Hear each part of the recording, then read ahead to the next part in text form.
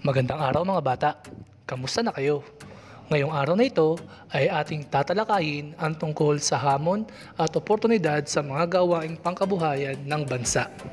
Handa na ba kayong matuto? Magaling kung ganun. Natutuhan mo sa nakaraang aralin ang iba't ibang gawaing pangkabuhayan sa iba't ibang lokasyon ng bansa at mga pag-aangkop na ginagawa ng tao sa kapaligiran upang matugunan ang kaniyang pangangailangan. Mahalagang malaman mo na ang pag-unlad ng mga gawaing pangkabuhayan ay may dalang mga hamon na kailangan malagpasan at mga oportunidad na dapat gamitin at sagutin. Upang mapagtagumpayan ito, dapat ay maging handa para rito. Inaasahan din sa aralin na ito na matutukoy mo ang mga hamon na dala ng mga gawaing pangkabuhayan. Matutukoy mo rin ang mga oportunidad kaugnay nito at matatalakay mo ang mga ito sa pagsasagawa ng mungkahing planong pangkabuhayan ng bansa. Ano-ano ang hamon sa mga gawaing pangkabuhayan ng bansa? Ano-ano naman ang oportunidad dito? Naisip mo ba ang mga kasagutan sa mga tanong sa itaas? Sa araling ito, malalaman mo ang mga hamon sa mga gawaing pangkabuhayan tulad ng pangingisda at pagsasaka sa karaniwang hanapbuhay ng mga taong naninirahan sa kapatagan at agrikultural na lugar.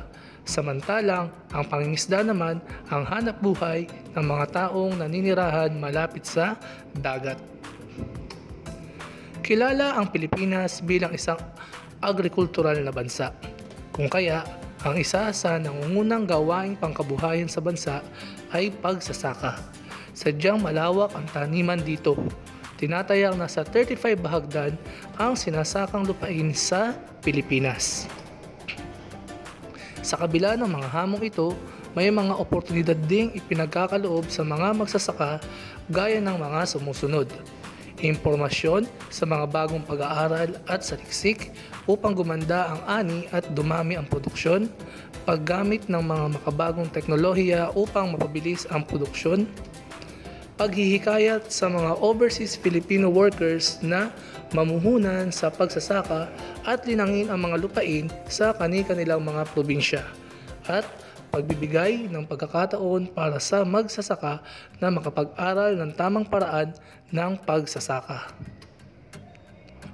Bilang isang kapuluan, ang Pilipinas ay napalilibutan ng tubig, kung kaya't napakayaman ito sa mga pagkaing dagat at halamang dagat.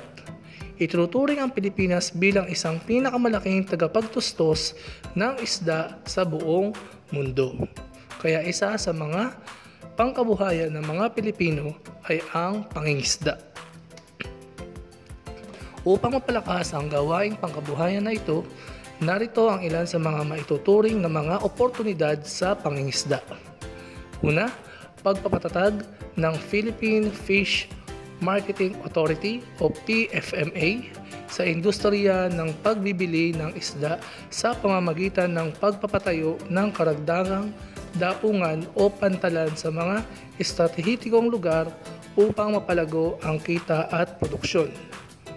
Pagpapatayo ng planta ng yelo at imbakan ng mga isda, paglalaan ng mga sasakyan sa pangingisda. Pagbili ng mga modernong kagamitan sa pangingisda tulad ng underwater sonars and radars, paggawa ng bagong kurikulum para sa mga kurso sa marine at fishing, paglulunsad ng mga programang makatutulong sa pagpapaunlad ng industriya ng pangingisda tulad ng Blue Revolution at Biyayang Dagat, at pagkakaroon ng mga kooperatibang naglalayong masuportahan ang maliliit na mangingisda. Ating gawin ang gawain sa pagkatuto bilang isa. Basahin ang mga katanungan sa ibaba. Isulat ang kasagutan sa sagutang papel. Ano-ano ang hamon sa mga gawaing pangkabuhayan ng bansa? Sagot, ang mga naging hamon sa mga gawaing pangkabuhayan ng ating bansa ay ang mga sumusunod: pagbagyo at pagbaha, El Nino o matinding tag-init na nagdudulot ng pagkatuyo ng mga pananim, La Nina o matinding pagbuhos ng ulan sa mahabang panahon, paggamit ng cyanide at dinamita sa pangingisda, kakulangan sa mga makabagong teknolohiya sa pagsasaka at pangingisda, at kakulangan ng mga impormasyon, kaalaman at kasanayan sa mga gawaing pangkabuhayan. Number 2. Ano ang dapat gawin sa mga hamon na ito? Sagot, dapat itong bigyan ng agarang solusyon ng pamahalaan at bilang mamamayan ng bansa, tumulong sa mga programa ng pamahalaan sa pamamagitan ng pagsasanay sa sarili, pag-aaral at pagkalap ng mga makabuluhang impormasyon na makakabuti sa ating mga kabuhayan. Number 3. Ano-ano ang oportunidad sa mga gawaing pangkabuhayan ng bansa? Sagot, maraming mga oportunidad sa mga gawaing pangkabuhayan sa ating bansa tulad ng sa pagsasaka at sangay ng agrikultura at pangingisda. Ang pagkakaroon ng mga makabagong teknolohiya sa paggawa, mga modernong kagamitan sa pangingisda at pagsasaka, mga makabagong kaalaman at impormasyon sa mabisang pamamaraan ng pagsasaka at pangingisda at marami pang iba na tunay na makakatulong sa pag-unlad ng kabuhayan ng bansa. Number 4. Ano ang dapat gawin sa mga oportunidad na ito? Sagot, dapat nating alagaan, palaguin at pagyamanin ang mga oportunidad na ipinagkakaloob sa atin para mas lalo pa natin itong mapaunlad at mapakinabangan pa ng susunod na henerasyon. Ating gawin ang gawain sa pagkatuto bilang 2. Basahin mabuti ang bawat pangungusap. Isulat kung ito ay hamon o oportunidad sa pangkabuhayan ng agrikultura at pangingisda. Gawin ito sa sagutang papel. Number 1. Nagbigay ang gobyerno ng libreng bangka at lambat. Tamang sagot, oportunidad. Number 2. Panahon ng tagtuyot. Tamang sagot, hamon. Number 3. Malakas na bagyo. Tamang sagot, hamon. Number 4. Libreng seminar tungkol sa pagpaparami ng hybrid na gulay at prutas. Tamang sagot, oportunidad. Number 5. Kawalan ng pondo na pambili ng fertilizer sa mga palay. Tamang sagot, hamon. Number 6. Paglulunsad ng mga bagong teknolohiya ng Department of Agriculture. Tamang sagot, oportunidad. Number 7. Paggamit ng dinamita at maliliit na lambat na panghuli ng isda. Tamang sagot, hamon. Number 8. Pagdalo sa iba't ibang gawain tungkol sa pagbreed ng tilapia at bangus. Tamang sagot, oportunidad. Number 9. Pagbibigay ng libreng edukasyon sa mga magsasaka. Tamang sagot, oportunidad. Number 10. Ang mga investor na dayuhan ay nagbibigay ng puhunan sa mga kagamitan. Pandagat. Tamang sagot, oportunidad. Ating gawin ang gawain sa pagkatuto bilang 3. Gamit ang larong Search the Area, pagbukurin ang mga pahayag sa ibaba. Ilagay sa basket ang lahat ng oportunidad at sa balde ang lahat ng mga hamon. Gawin ito sa inyong sagutang papel. Mga pagpipilian, mga sakuna sa dagat, pagkakaroon ng mga modernong kagamitan tulad ng underwater sonars at radars, suliranin sa irigasyon, El Niño phenomenon, pagpapatayo ng mga bagong pantalan, makabagong teknolohiya sa pagsasaka, pagdami ng mga angkat na produktong agrikultural, bagong pag-aaral tungkol sa pagpaparami ng ani, climate change, programang Blue Revolution at biyayang dagat. Ang mga hamon na napalagay sa balde ay ang mga sakuna sa dagat, suliranin sa irigasyon, El Niño phenomenon at climate change. Samantalang, ang mga oportunidad naman na napalagay sa basket ay ang pagkakaroon ng mga modernong kagamitan tulad ng underwater sonars at radars, pagpapatayo ng mga bagong pantalan, makabagong teknolohiya sa pagsasaka, pagdami ng mga angkat na produktong agrikultural, bagong pag-aaral tungkol sa pagpaparami ng ani, programang Blue Revolution at biyayang dagat. Atin ngayon gawin ang gawain sa pagkatuto bilang 4. Sagutin ang mga sumusunod na tanong ayon sa iyong pang-unawa. Isulat ang sagot sa sagutang papel. Letter A. Sa iyong palagay, ano-ano ang mga magiging hamon sa isang tao na makasasagabal sa kanyang pangkabuhayan? Number 1. Kawalan ng perang pangpuhunan. Number 2, maling pananaw sa buhay. Number 3, kakulangan sa edukasyon at pagkatuto. Number 4, kakulangan sa kasanayan sa nasabing kabuhayan. Number 5, kakulangan ng tulong mula sa gobyerno. Letter B. Sa iyong palagay, ano-ano ang magiging oportunidad sa isang tao na umuunlad sa kanyang pangkabuhayan?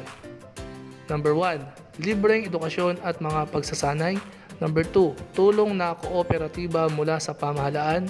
Number 3, tulong puhunan at kapital sa negosyo. Number 4, matinding paniniwala at pananalig sa Diyos. Number 5, makabagong teknolohiyang gamit sa pangkabuhayan. Gawin natin ang gawain sa pagkatuto bilang 5. Panuto, kumpletuhin ang chart, isulat sa chart ang mga gawain na makakatulong sa pangkabuhayang agrikultura at pangingisda. Gawin ito sa inyong sagutang papel. Sa hanay ng agrikultura, una, impormasyon sa mga bagong pag-aaral at saliksik upang gumanda ang ani at dumami ang produksyon.